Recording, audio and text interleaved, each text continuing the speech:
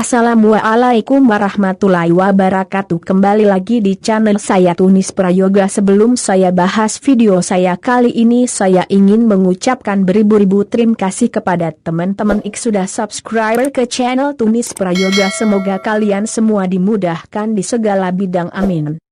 Siang itu panas menyengat, debu berterbangan saat kontributor Tagar Muhammad Agam Khalilullah melakukan perjalanan motor menuju pabrik gula Cot Girek di Desa Cot Girek, Kecamatan Cot Girek, Kabupaten Aceh Utara. Pabrik raksasa ini berlokasi sekitar 15 km dari arah Lok Sukon, 35 km dari kota Lok Sumawe dan 200 km dari Medan, Provinsi Sumatera Utara.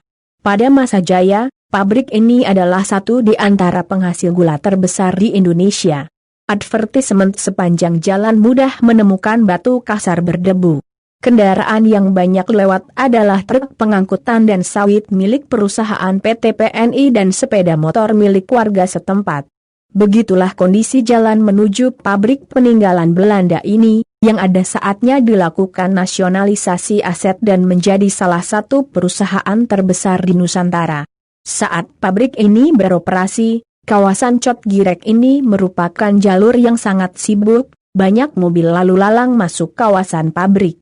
Pokoknya saat itu perekonomian di sini sangat hidup. Siapa sangka, pabrik raksasa ini berhenti beroperasi pada 1985. Tidak ada data jelas mengapa perusahaan ini sampai harus tutup. Kemegahan bangunan pabrik gula kini menjadi besi tua, menyisakan jejak kejayaan masa lalu. Kondisi bangunan terbengkalai, rusak.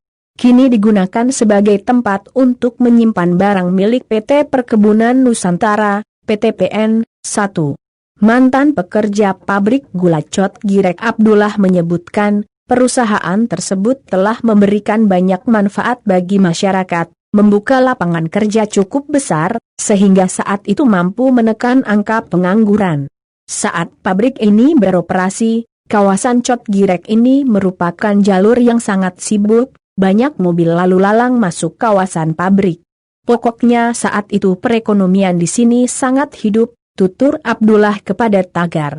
Ia menceritakan hal unik yang terjadi saat proses pembangunan gedung pabrik, seperti saat itu dilakukan upacara menanam kepala kerbau di bangunan utama gedung. Namun ia mengaku tidak tahu tujuan dilakukan prosesi menanam kepala kerbau. Ia hanya mengatakan upacara pembangunan dihadiri para tokoh. Saya ingat pada saat itu, awal mula seremonial pembangunan pabrik ini ada dilakukan upacara menanam kepala kerbau, tapi saya tidak tahu untuk apa tujuan dilakukan itu, kami saat itu hanya menyaksikan dari luar saja, ujar Abdullah. Awal mula manisnya gula pada zaman Hindia Belanda, membuat investasi perkebunan gula juga semakin menggeliat, sehingga pabrik gula pun dibangun di daerah-daerah, bukan hanya di Pulau Jawa. 1.